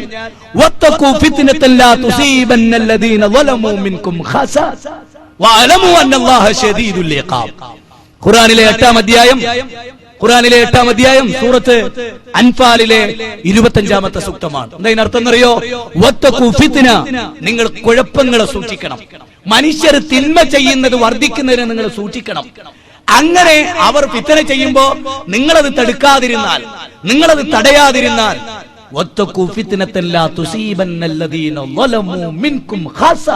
ദൈവത്തിന്റെ ശിക്ഷ വരുമ്പോ നല്ലോരും ചീത്തോലും ഒക്കെ ഉണ്ടാവും. അതെന്ന് ഉറപ്പാണ്. നിങ്ങൾ കണ്ടില്ലേ കുട്ടികളെ കണ്ടത്? എത്ര പിഞ്ചു പൈതങ്ങളാ, നിഷ്കളങ്കരായ. കുല്ലു മൗലൂദി യൂലദു അലൽ ഫിത്ര, മനുഷ്യന് ചിന്തിക്കാൻ ഒരു മാർഗം. പക്ഷെ ആ കുട്ടികളൊക്കെ സ്വർഗത്തില് ദൈവത്തിന്റെ ഇഷ്ട സന്നിധിയില്. ആ കുട്ടികളെ ഓർത്ത് ബേജാറാണ്ട. രാമന്റെ മോളായാലും ബാലന്റെ മോനായാലും ബേജാറാണ്ട. എല്ലാരും ദൈവത്തിന്റെ സന്നിധിയിലാണ്. അതാണ് ഇസ്ലാം. ബാലന്റെ മോനായി മരിച്ചോ സ്വർഗത്ത് പോലല്ല, സമാധാനിച്ചോ. ആ കുട്ടിയെ കയ്യെ പിടിച്ചോ, സമാധാനിച്ചോ. ആ കുട്ടി സ്വർഗത്തിലാണ്, അല്ലാതെ പാപിയാണ് എന്ന് ഇസ്ലാം പറഞ്ഞിട്ടില്ല. ആ കുട്ടി ശുദ്ധനാണ്. കുല്ലു മൗലൂദി യൂലദു അലൽ ഫിത്ര, ആ മനുഷ്യ കുഞ്ഞ് ശുദ്ധനാണ്. ഇന്ന് ലോകത്തിന്റെ ഏത് ഭാഗത്ത് ലക്ഷക്കണക്കിന് ആളുകൾ മരിക്കാനുള്ള സാധ്യത തള്ളിക്കളയാവതല്ല. കാരണം ഒന്നും പഠിച്ചിട്ടില്ല, മനസ്സിലാക്കിയിട്ടില്ല ആളുകൾ. അങ്ങോട്ട് കടന്നു ചെല്ലാൻ പോലും പറ്റാത്ത സ്ഥലങ്ങൾ ഇന്നുമുണ്ട്. വരുന്ന 3 ദിവസങ്ങളിൽ അതുകൊണ്ട് ഉള്ളുരുകി പ്രാർത്ഥിക്കൂ മതവിശ്വാസികൾ. എന്ത്? കടലമ്മയെ രക്ഷിക്കണേന്നാ? അല്ല, പിന്നെയോ ആ 7 സമുദ്രങ്ങളെ സൃഷ്ടിച്ച സൃഷ്ടിനാഥനെ, കല്ലും മുള്ളും മുരടും സൃഷ്ടിച്ച സൃഷ്ടിനാഥനെ, ആ കണ്ടിരിക്കുന്ന നിലാവലകൾ നൽകുന്ന ചന്ദ്രനെ ആകാശത്തിന്റെ മുന്നിൽ പിടിച്ചു നിർത്തിയവനെ, ആ ആകാശത്തിന്റെ മേൽക്കൂരയിൽ താങ്ങി നിർത്തിയവനെ, അതെ, കോടിക്കണക്കായ നക്ഷത്രങ്ങളെ ആകാശത്തിന്റെ മണ്ഡലങ്ങളിൽ അരിമണികൾ വിതറിയ പോലെ, വാരി വിതറിയ പോലെ സംവിധാനിച്ച നെട്ടറ്റു പോകാതെ വക്കുല്ലും ഫീ ഫലകി യസ്ബഹൂൻ, അതിന്റെ ഭ്രമണ മണ്ഡലങ്ങളിൽ നീന്തി തുടിക്കുന്ന മണ്ഡലങ്ങളെ സൃഷ്ടിച്ച ആ പ്രപഞ്ചനാഥനെ, അതെ, ഒന്നുകൂടെ ക്ലിയറായി പറഞ്ഞാൽ ഏകകോശ ജീവിയായ ഹമീബ മുതൽ ബഹുകോശ ജീവിയായ നീലത്തിമിംഗലത്തെ വരെ സൃഷ്ടിച്ച സൃഷ്ടിനാഥനെ, ഒന്നുകൂടെ പറഞ്ഞാൽ ഈ ലോകത്തെ 633 കോടി ജനങ്ങളെയും സചേതനങ്ങളും അചേതനങ്ങളുമായ സകല വസ്തുക്കളെയും ആകാശത്തിന്റെ വിഹായത്തിൽ വട്ടമിട്ട് പറക്കുന്ന പറവകളെയും ആയുടെ അഗാധതലത്തിൽ നീന്തി തുടിക്കുന്ന മത്സ്യങ്ങളെയും അതിശക്തമായ തിരമാലകളെയും എല്ലാം സംവിധാനിച്ച, കാനനങ്ങളിൽ ഗർജിക്കുന്ന സിംഹത്തെയും ആ ഗർജനം കേട്ട് ഭയപ്പെടുന്ന മാനിനെയും സൃഷ്ടിച്ച മലിക്കുൽ ജബ്ബാറായ റബ്ബിനെ, ദീദീവികന പ്രപഞ്ചത്തിന്റെ നാഥനെ, ആ ഈശ്വരനെ, അവനെ ആരാധിക്കാൻ മനുഷ്യരെന്ന് തയ്യാറാകുന്നുവോ ആ പ്രദേശങ്ങളൊക്കെ ഏറെക്കുറെ സുരക്ഷിതമാണ്. ഞാനൊരു പക്ഷപാതിയാണ് എന്ന് നിങ്ങൾ വിചാരിക്കരുത്. നിങ്ങൾ ഇന്ന് എന്റെ പ്രസംഗം കേട്ട് സ്വകാര്യമായി നിങ്ങൾ ചോദിക്ക്, ഞാൻ പറഞ്ഞു തരാം. ഏകദൈവത്തെ ആരാധിക്കുന്ന ബഹുഭൂരിപക്ഷമുള്ള പ്രദേശങ്ങളിൽ ദൈവം നൽകിയ അനുഗ്രഹങ്ങൾ ഞാൻ നിങ്ങൾക്ക് എണ്ണി പറഞ്ഞു തരാം. നേരെ മറിച്ച് മുസ്ലിം ആവട്ടെ, ഹിന്ദു ആവട്ടെ, ക്രിസ്ത്യാനിയാവട്ടെ, ദൈവത്തെ മറന്ന് ദൈവത്തിന്റെ സൃഷ്ടികളെ ആരാധിച്ച പ്രദേശങ്ങളിൽ അതിശക്തമായ പരീക്ഷണങ്ങൾ ഉണ്ടായിട്ടുണ്ട്. ഒരു ഭാഗത്ത് മാത്രമല്ല, ഒരു ഭാഗത്ത് പലതും ഇവിടെ മൂടിവെക്കപ്പെട്ടു. ലത്തൂരിൽ ഭൂകമ്പമുണ്ടായി. ആ ഭൂകമ്പത്തിന്റെ അനന്തരഫലമായി ചില മനുഷ്യരനുഭവിച്ചത് കാഴ്ച നഷ്ടപ്പെടലായിരുന്നു. പരിശോധിക്കണം. മൂടിവെക്കപ്പെട്ട പലതും പരിശോധിക്കപ്പെടേണ്ടതുണ്ട്. എന്തുകൊണ്ട് ദൈവിക ശിക്ഷ ഉണ്ടാകുന്നു? എന്തുകൊണ്ട് എയ്ഡ്സ് എന്ന മാരകരോഗമുണ്ടായി? പ്രവാചകനത് നൂറ്റാണ്ടുകൾക്ക് മുമ്പ് പറഞ്ഞു. പൂർവ്വകാലങ്ങൾക്കോ നിങ്ങൾക്കോ ഇല്ലാത്ത രോഗങ്ങളെ കൊണ്ട് ആധുനിക മനുഷ്യരെ പടച്ചോൻ പരിശോധിക്കും. അതിന് മരുന്ന് കണ്ടുപിടിക്കാൻ പോലും അവർക്ക് സാധ്യമാകാത്ത വിധത്തിൽ. എന്തുകൊണ്ട് മനുഷ്യൻ എന്ന് പറയുന്ന ഈ ഇരുകാലി ഒരിക്കലും ചെയ്യാൻ പറ്റാത്ത അസാൻമാർഗികമായ മാർഗങ്ങളെ അവൻ അവലംബിച്ചു. കുരങ്ങിന് എയ്ഡ്സ് ഉണ്ടോ? പശുവിന് എയ്ഡ്സ് ഉണ്ടോ? ജന്തുലോകങ്ങൾക്ക് എയ്ഡ്സ് ഉണ്ടോ? മനുഷ്യന് മാത്രം എന്തുകൊണ്ട്? ഒന്നുകൂടെ ഞാൻ ക്ലിയറായി പറയാം. സമൂഹത്തിൽ അംഗീകരിക്കപ്പെട്ട വിധത്തിൽ 4 കല്യാണം കഴിച്ച ഒരു പുരുഷനും, അത് ഹിന്ദു ആവട്ടെ, മുസ്ലിം ആവട്ടെ, ക്രിസ്ത്യാനി ആവട്ടെ, ഓനുമില്ല എയ്ഡ്സ്. എന്തുകൊണ്ട്? ഒന്നിലധികം സ്ത്രീകൾ ബന്ധപ്പെട്ടാ കിട്ടണല്ലേ എയ്ഡ്സ്. തന്റേതല്ലാത്ത പെണ്ണുമായി ബന്ധപ്പെട്ടാ കിട്ടണ എയ്ഡ്സ്. ഞാൻ ഈ വാചകം ഒന്നുകൂടെ ആവർത്തിക്കും. ഞാനിപ്പോ 4 കല്യാണം കഴിച്ചു, നിങ്ങൾ കൂട്ടിക്കൂടെ. അംഗീകരിക്കപ്പെട്ട ഇസ്ലാമിക നിയമമനുസരിച്ച് ആ 4 സ്ത്രീകളുമായി എനിക്ക് ലൈംഗികബന്ധത്തിൽ ഏർപ്പെടാം. അക്കാരണം കൊണ്ട് എനിക്ക് എയ്ഡ്സ് ഉണ്ടാവില്ല. എന്റെ ഭാര്യയല്ലാത്ത മറ്റൊരു സ്ത്രീയെ, അവൾ വേശ്യയായിരിക്കുമല്ലോ, അവളെ ഞാൻ ബന്ധപ്പെട്ടാൽ എനിക്ക് എയ്ഡ്സിനുള്ള സാധ്യത 80% ഉണ്ട്. വ്യത്യാസം ഉണ്ട്. അല്ലാതെ ഒന്നിലധികം സ്ത്രീകളെ ബന്ധപ്പെട്ടാൽ കിട്ടുന്ന രോഗമല്ലത്. അത് ബന്ധപ്പെടാൻ ദൈവം അനുവദിച്ചതാണെങ്കിൽ അവിടെ വെക്കും, അല്ലെങ്കിലോ അനുവദിക്കാത്തതാണെങ്കിൽ അതിന്റെ പുറത്തേക്ക് കടക്കും. ഇതൊക്കെ ഒരു വിവരക്കേടായി തോന്നുന്നുണ്ടെങ്കിൽ നിങ്ങൾ പുറത്തു തന്നാൽ മതി എനിക്ക്, കേട്ടോ. ഞാനൊരു ചെറിയ മനുഷ്യനാണ്. പക്ഷെ ഞാൻ ഈ ചിന്തിച്ചു പോകുന്ന ഈ കാര്യങ്ങൾ നിങ്ങൾ പഠിച്ചു നോക്കിയാൽ ഇന്നില്ലെങ്കിൽ നാളെ ഒരു റിവേഴ്സ് ഗിയറിലേക്ക്, രാമനാട്ടേറെ പ്രസംഗത്തിലേക്ക് നിങ്ങൾ വന്നാൽ മതി. ഒരു 1-2 കൊല്ലം മുമ്പ് നിങ്ങളെ നമ്മളിവിടെ ഉണ്ടെങ്കിൽ അങ്ങനെ നമ്മളെ വിട്ടേച്ചാൽ നിങ്ങൾ പരിശോധിക്കണം. ഇനിയും ഉണ്ടാകുന്ന സ്ഥലങ്ങൾ ഇനിയും വരില്ലോ. അതൊക്കെ വരുന്ന സ്ഥലങ്ങൾ ഒന്ന് നോട്ട് ചെയ്തേക്കണം. എന്തായിരുന്നു അവിടെ കൂടുതൽ ഉണ്ടായിരുന്ന തിന്മ? പ്രവാചകൻ പറഞ്ഞു, പലിശ സാർവത്രികമായാൽ, പലിശ സാർവത്രികമായാൽ, സകാത്ത് കൊടുക്കുന്നത് തടഞ്ഞു വെക്കപ്പെട്ടവരുണ്ടായാൽ കാലാവസ്ഥകളിൽ വ്യത്യാസങ്ങൾ വരും, അതിശക്തമായ ദുരന്തങ്ങൾ അവർ ഏറ്റുവാങ്ങേണ്ടി വരും. പ്രവാചകൻ എന്തൊക്കെ പറഞ്ഞിട്ടുണ്ടോ, ആ കാരണങ്ങൾ എവിടെയൊക്കെ വന്നിട്ടുണ്ടോ ആ പ്രദേശങ്ങളിൽ ഉണ്ടായി എന്ന് പറഞ്ഞാൽ അതിനർത്ഥം എന്താ? 14 നൂറ്റാണ്ട് മുമ്പ് ഡാർക്ക് ഏജിൽ ജീവിച്ചിരുന്ന ഒരു മനുഷ്യൻ ഈ നൂറ്റാണ്ടിൽ നടക്കുന്ന കാര്യങ്ങൾ എണ്ണി എണ്ണി പറയാ. ആ എണ്ണി എണ്ണി പറയൽ എവിടുന്ന് കിട്ടിയതാ? 14 നൂറ്റാണ്ട് മുന്നോട്ടുള്ള ആ ദീർഘവീക്ഷണം എവിടുന്ന് കിട്ടിയതാ? വമാ യൻതിഖു അനിൽ ഹവാ ഇൻ ഹുവ ഇല്ലാ വഹയ്യുഹാ. അതാണ് ദൈവത്തിങ്കൽ നിന്നുള്ള ബോധനം. ഖുർആനിൽ 53-ാം അധ്യായം 3-4 സൂക്തങ്ങളാണ്. ഇനി നിങ്ങൾ നോക്കൂ, ഖുർആനിന്റെ മറ്റൊരു ചോദ്യം 7-ാം അധ്യായം സൂറത്ത് അറാഫ് 97, 98, 99 ആയത്തുകൾ, 90 മുതലുള്ള ആയത്തുകൾ, അങ്ങനെ പറയാം. എന്നാൽ ആ 10 ആയത്തുകൾ നിങ്ങൾ പരിശോധിക്കുക. അഫാമിനാഹിലിൽ ഖുറ അയ്യഅതിയഹും ബൗസുനാ ബയാതൻ വഹും നായിമൂൻ. അഫാമിനാഹിലിൽ ഖുറ, ആ പട്ടണക്കാർ, ആ ഗ്രാമക്കാർ, ആ പ്രദേശത്ത് ജീവിക്കുന്നവർ, അവർ ഭയപ്പെടുന്നില്ലയോ? അല്ലെങ്കിൽ അവർ നിർഭയരായിരിക്കുകയാണോ? യാതൊരു പ്രശ്നവുമില്ലാതെ കൂളായിട്ട് അവരെങ്ങനെ ജീവിക്കുകയാണോ? ബയാതൻ വഹും നായിമൂൻ, അവർ ഉറങ്ങിക്കൊണ്ടിരിക്കുമ്പോ നമ്മുടെ ശിക്ഷ അവരെ പിടികൂടും. ഖുർആൻ പറയാണ്, ഉറങ്ങിക്കിടക്കുമ്പോ അവരുടെ ശിക്ഷ. ലോകത്ത് ഭൂകമ്പങ്ങൾ ഉണ്ടായ, ബഹുഭൂരിപക്ഷം ഭൂകമ്പങ്ങൾ ഉണ്ടായ ടൈം നിങ്ങളൊന്ന് കണക്കാക്കണം. ഞാൻ ഈ വിനീതമായ ഒരു അഭ്യർത്ഥന, ഇന്നത്തെ പത്രം നോക്കിപ്പോലും നിങ്ങൾക്ക് കണക്കാക്കാം. ഭൂകമ്പങ്ങൾ ഉണ്ടാകുന്നത് എപ്പോഴാണ്? 2 ടൈമുകൾ ഖുർആൻ പ്രത്യേകം പറഞ്ഞു. ആ 2 ടൈം വിട്ട സമയങ്ങളിൽ അതിശക്ത ഭൂകമ്പങ്ങളൊന്നും ഉണ്ടായിട്ട് എനിക്ക് മനസ്സിലായിട്ടില്ല. ഉണ്ടാവാം. 2 പ്രത്യേക സമയം ഖുർആൻ പ്രത്യേകം പറഞ്ഞു. ആ 2 സമയങ്ങളിലാണ് ഭൂകമ്പം അധികം ഉണ്ടായിട്ടുള്ളത്. ചിന്തിക്കണം നിങ്ങള്. ഇതൊക്കെ ഖുർആൻ, അത് മാപ്പിളാരൊരു ഗ്രന്ഥം വിചാരിക്കേണ്ട, മാനവരാശിക്കുള്ള ഗ്രന്ഥമാണ്. ഹുദല്ലിന്നാസ്, മനുഷ്യരാശിക്ക് ആകമാനമുള്ള മാർഗദർശനം. കിതാബുൻ അൻസൽനാഹു ഇലൈക ലിതുഖ്രിജന്നാസ മിനൽ-ളുലുമാതി ഇലൻ-നൂർ. അന്ധകാരങ്ങളിൽ നിന്ന് മാനവതയെ കൈപിടിച്ചുയർത്താൻ വന്ന ഗ്രന്ഥം എന്നാണ് ഈ ഗ്രന്ഥത്തെ പറ്റി പറഞ്ഞത്. ആ ഗ്രന്ഥത്തിലാണ് പടച്ചതമ്പുരാൻ പറയുന്നത്, അവർ അഫാമിനാഹിലിൽ ഖുറ അയ്യഅതിയഹും ബൗസുനാ ബയാതൻ വഹും നായിമൂൻ, അവരവരുടെ വീടുകളിൽ ഉറങ്ങിക്കൊണ്ടിരിക്കവേ നമ്മുടെ ശിക്ഷ അവരെ വന്ന് പിടികൂടില്ല എന്നവർ വിചാരിക്കുന്നുണ്ടോ? ജന്തുലോകത്തെ കുറിച്ച് ഖുർആൻ ഇങ്ങനെ പറഞ്ഞില്ല. മനുഷ്യനല്ലാത്ത മറ്റ് ജീവജാലങ്ങൾ, ഇപ്പൊ കാടുകളെ നിങ്ങൾ പരിശോധിച്ചിട്ടുണ്ടോ? മിക്ക ജീവികളും താമസിക്കുന്ന കാടുകളിൽ ഭൂകമ്പം കുറവാണ്. ഇതൊന്നും വെറുതെ പറയല്ല, നിങ്ങൾ ചിന്തിക്കാൻ വേണ്ടി പറയാം. പക്ഷേ ഈ മൃഗങ്ങളൊക്കെ ഒരുമിച്ച് കൂടുന്ന ഒരു ദിവസത്തെ പറ്റി ഖുർആൻ പറയുന്നു. അതിനുള്ള സാധ്യതകൾ നമ്മൾ കാണുന്നുണ്ട്. അത് ഞാൻ പിന്നീട് പറയാം. ഞാനിത് ഇത്ര സ്ട്രോങ് ആയി ഇത് പറയുന്നത് ചിന്തിക്കണം. നമുക്കൊരു ടെൻഷനും ഇല്ല. എനിക്കിന്ന് ഭക്ഷണം പോലും കഴിക്കാൻ കഴിഞ്ഞില്ല കുറച്ച് സമയത്തേക്ക്. കാരണം എന്താണെന്നറിയോ? ഞാൻ ഈ സംഭവങ്ങൾ ഓരോന്നോരോന്ന് നിങ്ങൾ കണ്ടോ, ഇത് മുഴുവനും പത്രത്തിൽ എഴുതിയെടുത്താണ്. ഇതൊക്കെയും ഖുർആൻ പറഞ്ഞ കാര്യങ്ങളാണ്. അതാണ് ഇവിടെ കണ്ടുകൊണ്ടിരിക്കുന്നത്. അല്ലാതെ വേറെ ദുനിയാവുന്ന ആകാശത്ത് ഭൂമിയിൽ ഇറങ്ങിപ്പോയിട്ട് കിട്ടിയ ന്യൂസ് അല്ല ഇത്. നിങ്ങൾക്കൊക്കെ കിട്ടിയ ന്യൂസാണ് എനിക്കും കിട്ടിയത്. പക്ഷെ ആ ന്യൂസിന്റെ കൂടെ ഞാൻ അള്ളാന്റെ ഗ്രന്ഥവും കൂടെ ഒന്ന് കൂട്ടിച്ചേർത്തു, ഇത്ര മാത്രം. അതിൽ പറഞ്ഞ കാര്യങ്ങളാണ് ഇവിടെ നടക്കുന്നത്. അത് നിങ്ങളൊക്കെ ഒന്ന് മനസ്സിലാക്കണം. ആര് മനസ്സിലാക്കണം? ഇവിടുത്തെ മുസ്ലിമീങ്ങൾ ഒന്നാമത് മനസ്സിലാക്കണം, ബാക്കിയുള്ളവരൊക്കെയും മനസ്സിലാക്കണം. നിങ്ങൾ മനസ്സിലാക്കണമെന്ന ആത്മാർത്ഥ കൊണ്ടാണ് ഇത് പറയുന്നത്. നാളെ ഇവിടെ മുസ്ലിമീങ്ങൾ ജീവിച്ചിട്ട്, വിശിഷ്യ മുജാഹിദുകൾ ജീവിച്ചിട്ട് നിങ്ങൾക്കാർക്കും ഞങ്ങളിത് പറഞ്ഞു തന്നില്ല എന്ന് നാളെ നിങ്ങൾ ദൈവത്തിന്റെ സന്നിധിയിൽ പറയാതിരിക്കാൻ ആ ബോധമുണ്ട് ഞങ്ങൾക്ക്. അതുകൊണ്ടാണ് ഞങ്ങൾ ഈ കാര്യം പറയുന്നത്. നോക്കൂ, നിങ്ങൾ ലോകത്തുണ്ടായ ഭൂകമ്പങ്ങൾ, ഏറ്റവും സുപ്രധാനമായ ഭൂകമ്പങ്ങളൊക്കെ ഉണ്ടായത് അർദ്ധരാത്രി പിന്നിട്ട് മനുഷ്യന്റെ ഉറക്കിന്റെ ഘട്ടങ്ങൾ സുപ്രധാനമായ 5 ഘട്ടങ്ങളാണ്. ഒരാളിപ്പോ 9 മണിക്ക് കിടന്നാൽ 5 ഘട്ടങ്ങളെ അയാൾ തരണം ചെയ്യും. പ്രധാനമായ 5 ഘട്ടങ്ങളെ ആ ഭാഗത്തേക്ക് വിശദീകരിക്കൽ. അതിന്റെ 3-ാം ഘട്ടം ഗാഢനിദ്രയിലേക്ക് മനുഷ്യൻ എത്തുന്ന ഒരു ഘട്ടം.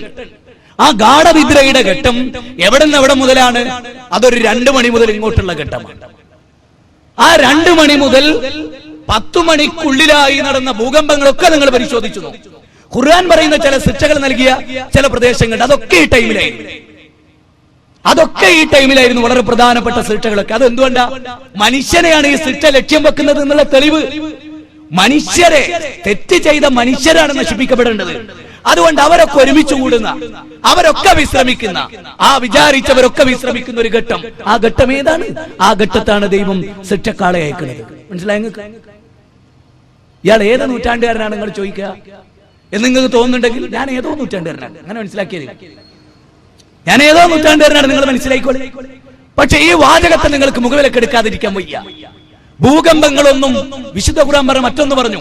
എനിക്ക് അത്ഭുതം തോന്നി. ളുഹാ നിസ്കാരം എന്നൊരു നിസ്കാരം ഉണ്ട്. ഉണ്ടോ? ളുഹാ നിസ്കാരം എന്നൊരു നിസ്കാരം ഉണ്ട്. ആ നിസ്കാരത്തിന്റെ സമയത്ത് ഉണ്ടാകുന്ന ഒരു സംഗതിനെ പറ്റി ഖുർആൻ പറഞ്ഞു. ഏതാ ടൈം? ഏതാ ടൈം? ഖുർആൻ പറഞ്ഞു ആ ളുഹാ സമയത്ത് നിങ്ങൾ വിനോദങ്ങളിൽ ഏർപ്പെട്ടുകൊണ്ടിരിക്കവേ, വഹും യൽഅബൂൻ, കളിച്ചുകൊണ്ടിരിക്കവേ ആ ളുഹാ സമയത്ത് നിങ്ങളെ പിടികൂടും. ഇന്നലത്തെ ടൈം എത്രേ? ഇന്നലത്തെ ടൈം എത്രേ? ആ ളുഹാ സമയം. ഏതാ ളുഹാ സമയം? രാവിലെ 8 മണിക്ക് ശേഷം തുടങ്ങി 12 മണിയുടെ ഉള്ളിലായി അവസാനിക്കുന്ന ആ ടൈം. ഇനി ഒന്ന് കാൽക്കുലേറ്റ് ചെയ്ത് നോക്കിയേ. ഖുർആൻ പറഞ്ഞ 2 കാര്യം. ഷഹാദത്ത് കലിമ ചൊല്ലി ഇസ്ലാമിന്റെ രാജപാതയിലേക്ക് മാനവതയെ ഞാൻ നയിക്കുന്നു, ക്ഷണിക്കാൻ ആഗ്രഹിക്കുന്നു. സ്വീകരിക്കാം, സ്വീകരിക്കാതിരിക്കാം. ഒരു ദൈവിക ഗ്രന്ഥത്തിന്റെ ദൈവികത ബോധ്യപ്പെടുന്നതിനുള്ള തെളിവുകളാണ് ഞാൻ നിങ്ങളുടെ മുമ്പിൽ നിർത്തിയത്. ഇനി നിങ്ങൾക്ക് ചിന്തിക്കാം, ആലോചിക്കാം. ഞാൻ ഈ വിഷയത്തിൽ എന്റെ ബാധ്യത അവിടെ അവസാനിപ്പിക്കും. ഭൂമി അതിന്റെ കിലുക്കം കിലുങ്ങുന്ന ദിവസം. വഖാലൽ ഇൻസാനു മാലഹ, മനുഷ്യർ ചോദിക്കും ഇതിനെന്ത് പറ്റി? അങ്ങനെ ഖുർആൻ പറയണ വഖാലൽ ഇൻസാനു മാലഹ ദാ സുൽസിലത്തിൽ അർളു സിൽസാലഹ വഅഖ്റജത്തിൽ അർളു അസ്കാലഹ. ഭൂമി അതിന്റെ ഉള്ളിലുള്ളത് പുറത്തു കളയുന്ന ദിവസം. എന്താ പ്രയോഗം? ഭൂമിക്കുള്ളിൽ ചിലതുണ്ട് എന്ന് മുഹമ്മദ് നബി എങ്ങനെ കൂട്ടരെ മനസ്സിലാക്കിയത്? ഭൂമിക്കുള്ളിൽ മരുഭൂമിയിലൂടെ മാത്രം നടന്ന ഈ നബി ഭൂമിക്കുള്ളിൽ പുറം നൽകുന്ന ചിലതുണ്ട് എന്ന് എന്തേ ഒരു 16 നൂറ്റാണ്ട് മുമ്പ് പറഞ്ഞത്? ഡാർക്ക് ഏജിൽ ഉണ്ടായ ഒരു മനുഷ്യൻ, ഏതോ കാലത്തുള്ള ഒരു മനുഷ്യൻ അല്ലേ, എന്തും ഓർമ്മപ്പെടുത്തുകയാണ്. എന്താ നിങ്ങൾക്കറിയുമോ? 10 മീറ്റർ ഉയരത്തിൽ 10 മീറ്റർ ഉയരത്തിൽ തിരമാല വൻമതിൽ സൃഷ്ടിച്ചു എന്ന് ആരാ പറയുന്നത്? തായ്ലാന്റിലെ പ്രസിഡന്റ്, തായ്ലാന്റിന്റെ പ്രധാനമന്ത്രി ഉണ്ടല്ലോ, അതിന്റെ ഉന്നത സ്ഥാനത്തിരിക്കുന്ന അദ്ദേഹം പറയാണ്, ആ നാട്ടിലെ ജനങ്ങൾ കണ്ടുവത്രേ വൻമതിലുകൾ സൃഷ്ടിച്ചുകൊണ്ട് തിരമാല ആർത്തിരം 1500 വേഗതയിൽ അടിച്ചു തൂഫാനാക്കി കളയുന്നത് കണ്ടത്രേ. 10 മീറ്റർ ഉയരത്തിൽ. മനസ്സിലൊന്ന് കണക്കൂട്ടിയൊക്കെ 10 മീറ്റർ ഉയരം എന്ന് പറയുന്നത് കണക്കൂട്ടിയൊക്കെ. ഇനി നിങ്ങൾ മൂസാ നബിന്റെ ചരിത്രത്തിലേക്ക് വാ. മൂസാ നബി ചെങ്കടല് കടന്നപ്പോണ്ടായ ഒരു സംഭവം ഖുർആൻ പറഞ്ഞതിനെ പറ്റി മുസ്ലിങ്ങൾക്ക് ആർക്ക് നമ്മുടെ എന്നെ ഖുർആൻ പരിഭാഷയ്ക്ക് ഉണ്ടാക്കി പണ്ട് വലിയ നേതാവായിരുന്ന CN അഹമ്മദ് മൗലവി കേട്ടില്ലേ? അദ്ദേഹത്തിന് വരെ എന്ത് തോന്നി അറിയോ? അതൊരു ചതുപ്പ് നിലായിരുന്നു, അതിലൂടെ ഇങ്ങനെ നടന്നു പോകണ്ടായത് അല്ലേ? അള്ളാഹുവിന്റെ ഖുർആൻ പറയാ വൻ മതിലുകൾ കണക്കെ തിരമാലകൾ മാറി നിന്നു. എപ്പോ? മൂസാ നബി വടി കടലടിച്ചപ്പോ, വടി അങ്ങോട്ട് കടലടിച്ചപ്പോ കടലിങ്ങനെ അങ്ങോട്ട് പിളർന്നിട്ട് വൻമതിലുകളായി. ഖുർആൻ പറയാ ഇന്ന് ഞാൻ ഉറച്ചു വിശ്വസിക്കുന്നു അള്ളാഹുവിന്റെ കലാമിനോളം സത്യമായ ഒരു വാക്കുണ്ടോ പ്രിയപ്പെട്ടവരെ? കടലിങ്ങട്ട് പിളർന്നിട്ട് വൻമതിലുകൾ സൃഷ്ടിച്ചിട്ട് അത് മനുഷ്യനങ്ങട്ട് തടുത്തു നിർത്തി. ഖുർആൻ നൂറ്റാണ്ടുകൾക്ക് മുമ്പ് ഒരു സംഭവം പറയാ. ഇനി വിശ്വസിക്കാൻ മടിയുണ്ടോ? ഫിറൗനിന്റെ ജഡം ലോക ജനതയ്ക്ക് മാതൃകയായി നാം കാത്തു സൂക്ഷിക്കുന്നു പറഞ്ഞു. കാത്തു സൂക്ഷിച്ചില്ലേ? ജീർണിക്കാതെ. ഈജിപ്തിലെ സകല മമ്മികളും അതിന്റെ ഉടലിൽ ചോർത്തിയിട്ട് അതൊരു പ്രത്യേക തുണിക്കഷ്ണത്തിൽ മരുന്ന് പരത്തി വെച്ച ഫിറൗനിന്റെ തൊഴികെ അത് ഖുർആനിന്റെ സത്യതക്കുള്ള തെളിവാണ്. ഇനിയും ഇസ്ലാമിലേക്ക് വരാൻ മടിച്ചു നിൽക്കുന്നവരോട് നിങ്ങൾ നിങ്ങളുടെ സ്വയം നാശം വിതക്കുന്നു എന്നല്ലാതെ ഞാനിത് തുറന്നു പറയുന്നു.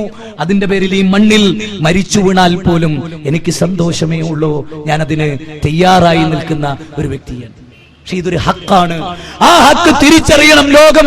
ആ ഹക്ക് നമ്മൾ ഉൾക്കൊള്ളണം. ആ ഹക്ക് മുസ്ലിം ഉമ്മത്തിന് ബോധ്യപ്പെടണം. അങ്ങനെ ബോധ്യപ്പെടുന്ന റബ്ബുൽ ആലമീനിലേക്കുള്ള മടക്കം.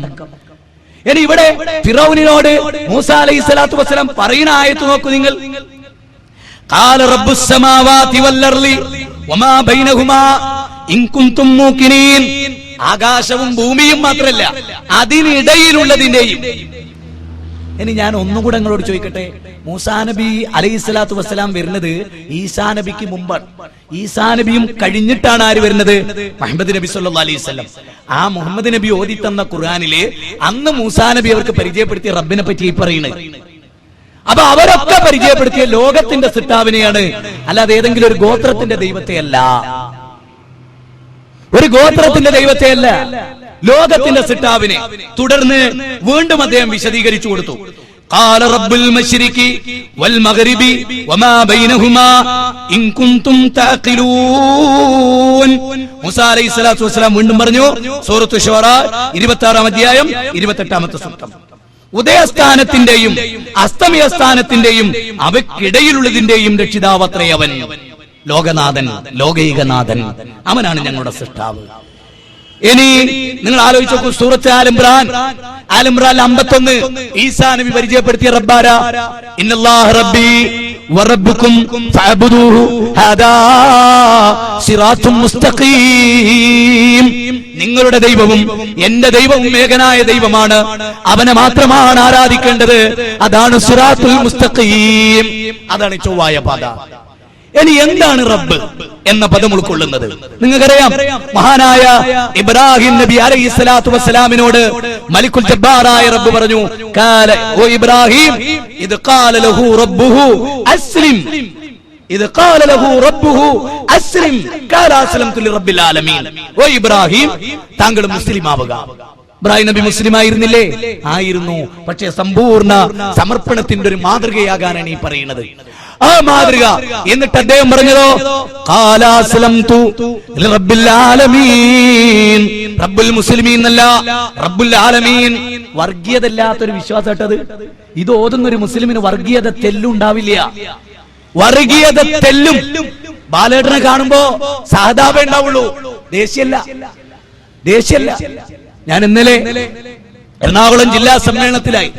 പല ആളുകൾ സമ്മേളനത്തിൽ പങ്കെടുത്തവർ ഈ സദസ്സിലുണ്ട്. ഞാൻ എറണാകുളം ജില്ലാ സമ്മേളനത്തിൽ ഇന്നലെ രാത്രി ഒരു മനുഷ്യന്റെ 10 മിനിറ്റ് നേരമുള്ള ഒരാശംസാ പ്രസംഗം കേട്ട് ഞാൻ കരഞ്ഞു. ദീർഘമായി എനിക്ക് പൊട്ടി പൊട്ടി കരയാൻ തോന്നി.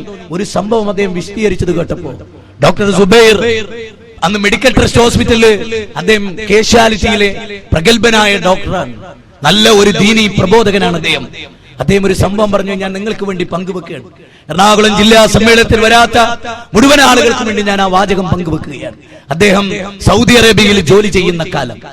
സൗദി അറേബ്യയിൽ ജോലി ചെയ്യുമ്പോൾ ഗൾഫ് രാജ്യത്ത് പോയ ആളുകൾക്കറിയാം, അറബി കുട്ടികൾ നമ്മളെ പോലെ മുണ്ടെടുത്താൽ ചീമുട്ടെറിയും, കല്ലെറിയും, പലതും അവർ ചെയ്യും. കുസൃതി കുട്ടികളാണ് അവര്. എന്ത് ചെയ്യുന്നു അറിയോ? ഒരു ഫുട്ബോളിന്റെ ഒരു പന്തിന്റെ കേസ് 1-2 മാറ്റിയിട്ട്, ആ കേസ് മാറ്റിയിട്ട് അവരെന്ത് ചെയ്തു? അതിനുള്ളിൽ കരിങ്കല്ല് നിറച്ചിട്ട് അതിങ്ങനെ കാറ്റ് നിറച്ചിട്ട് അവരെന്ത് ചെയ്തു? റോഡിന്റെ മധ്യത്തിൽ അവിടെ കൊണ്ടുവച്ചു. എന്തിനറിയോ? അതുവഴി വരുന്ന ഇന്ത്യക്കാരാരാ വരുന്നത് നോക്കിയിട്ട് ഓലെ കൊണ്ട് ആ പന്തടിപ്പിക്കും.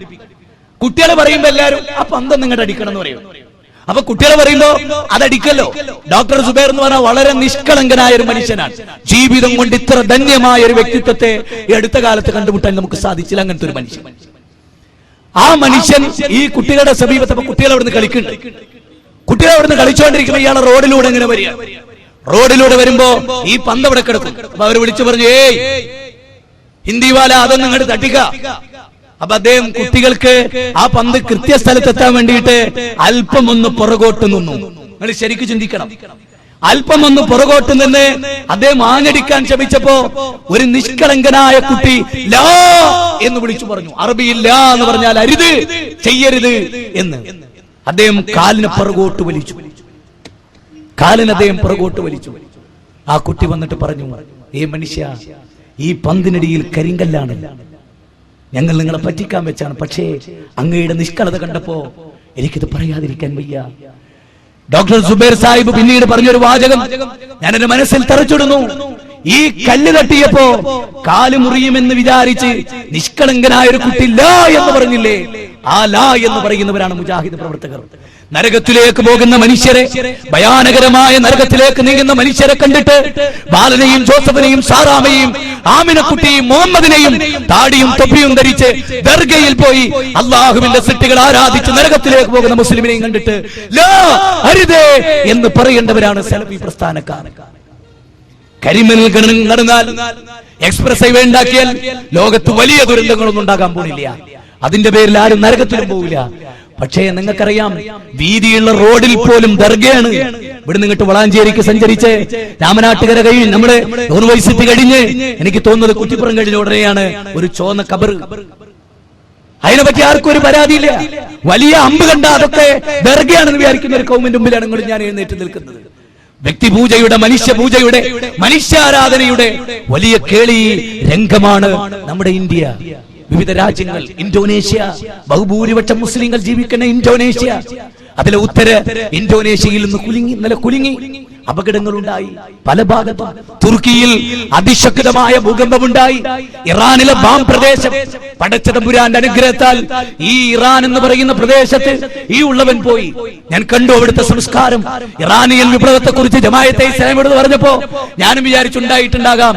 ഇറാനിൽ ഞാൻ പോയി, പ്രിയപ്പെട്ടവരെ, ഇറാനിലെ ഇസ്ലാമിക വിപ്ലവം ഞാൻ കണ്ടു. എന്താ വിപ്ലവം? ആയത്തുള്ള റൂഹുള്ള ഖുമൈനിമാരുടെ ഫോട്ടോ വെച്ച് കല്ലും മുള്ളും മുരടും കിട്ടിയാൽ അതിന്റെ മുമ്പിൽ ജപമാലകൾ വെച്ച് ആരാധിക്കുന്ന മുസ്ലിം ഉമ്മത്തിനെ, അതാണത്രേ ഇസ്ലാമിക് വിപ്ലവം. ഞാൻ കണ്ടു അവിടെ, ആ ഇറാനിൽ കണ്ടു. ബാം പ്രദേശം നമ്മൾ നോക്കി കണ്ടു. എല്ലാ പ്രദേശങ്ങളും ആ നിലക്ക് കാണാൻ നമുക്ക് തൗഫീഖ് ഉണ്ടായാൽ ഇതൊക്കെ നമുക്ക് വ്യക്തമായി മനസ്സിലാക്കാൻ കഴിയും. 2000 വർഷം പടുത്തുയർത്തിയ സകല സംസ്കാരങ്ങളും സെക്കൻഡ് കൊണ്ടാണ് തകർന്ന് തരിപ്പണമായത്. നൂറ്റാണ്ടുകളോളം മനുഷ്യർ പടുത്തുയർത്തിയ എല്ലാ വിജ്ഞാന സൗധങ്ങളെയും 30 സെക്കൻഡ് കൊണ്ട്, ഗുജറാത്തിലെ ഭൂകമ്പം 30 സെക്കൻഡ്, 1 മിനിറ്റിന്റെ പാതി. അതെങ്ങാനും ഒരു ദിവസത്തിലേക്ക് അങ്ങോട്ട് കടന്നാൽ, അതുകൊണ്ടൊന്ന് വിനീതരാവണം, ഒന്ന് വിനീതദാസന്മാരാകണം, പടച്ചറബിനെ പേടിക്കണം, അവനിലേക്ക് മടങ്ങണം, ആകാശഭൂമികളുടെ സിട്ടാവിലേക്കൊന്ന് മടങ്ങിപ്പോകണം. ഇനി ആരാ റബ്ബുൽ ആലമീൻ? ഖാലൂ ആമന്നാ ബിറബ്ബിൽ ആലമീൻ. ഖുർആനിലെ 26-ാം അധ്യായം 47-ൽ എന്നിട്ട് അദ്ദേഹം ചോദിക്കുന്നു, വറബ്ബി മൂസാ വഹാറൂൻ. മജീഷ്യന്മാരായ ആളുകൾ ഫിറൗനിന്റെ മുമ്പിൽ വടി നിലത്തിട്ട് പാമ്പാക്കിയിട്ട് പിന്നീട് അവർ പറയുന്നത്, ഖാലൂ ആമന്നാ ബിറബ്ബിൽ ആലമീൻ. ലോകരക്ഷിതാവിൽ ഞങ്ങൾ വിശ്വസിച്ചിരിക്കുന്നു. മൂസയുടെ ദൈവത്തിലല്ല, ലോകരുടെ മൂസ പരിചയപ്പെടുത്തിയ ലോകരുടെ രക്ഷിതാവുണ്ടല്ലോ, ആ ലോകരുടെ രക്ഷിതാവിൽ ഞാൻ വിശ്വസിച്ചിരിക്കുന്നു. പിന്നെ ഫിറൗനിന്റെ ഒരു ചോദ്യമുണ്ട്, ഖാലൂ ഫമൻ റബ്ബുകുമാ യാ മൂസ. ഖാലൂ ഫമൻ റബ്ബുകുമാ യാ മൂസ. ഏ മൂസ, നീ പറയുന്ന റബ്ബാരാണ്? മൂസ, നീ ഒരു റബ്ബിനെ പരിചയപ്പെടുത്തുന്നുണ്ടല്ലോ, ആരാണ് മൂസ റബ്ബ്? ഞാനല്ലാതെ ഒരു റബ്ബ് ആരാ മൂസ? ആ സമയത്ത് പ്രിയപ്പെട്ടവരെ, നൂറ്റാണ്ടുകൾക്ക് മുമ്പ് മൂസാ നബി കൊടുത്ത മറുപടി ഇന്ന് നേരം വെളുക്കുന്നവരെ വിശദീകരിക്കാൻ നിങ്ങൾ എനിക്ക് സമയം തന്നാൽ ആ റബ്ബ് എന്ന പദത്തിൽ മാത്രം വിശദീകരിച്ച് നേരം വെളുപ്പിക്കും ഞാൻ. ആ റബ്ബുൽ ആലമീൻ എന്ന പദം, അതുപോലെ മൻ റബ്ബുകുമാ യാ മൂസ. മൂസ, നീ പരിചയപ്പെടുത്തിയ ആ രക്ഷകനാരാ? ആ റബ്ബ് ആരാണ്? അപ്പൊ അദ്ദേഹം പറയുന്നത്, റബ്ബുനല്ലദീ അഅതാ കുല്ല ശൈഇൻ ഖൽഖഹു സുമ്മ ഹദാ. റബ്ബുനല്ലദീ അഅതാ കുല്ല ശൈഇൻ ഖൽഖഹു സുമ്മ ഹദാ. എല്ലാ ജീവികളെയും സൃഷ്ടിക്കുകയും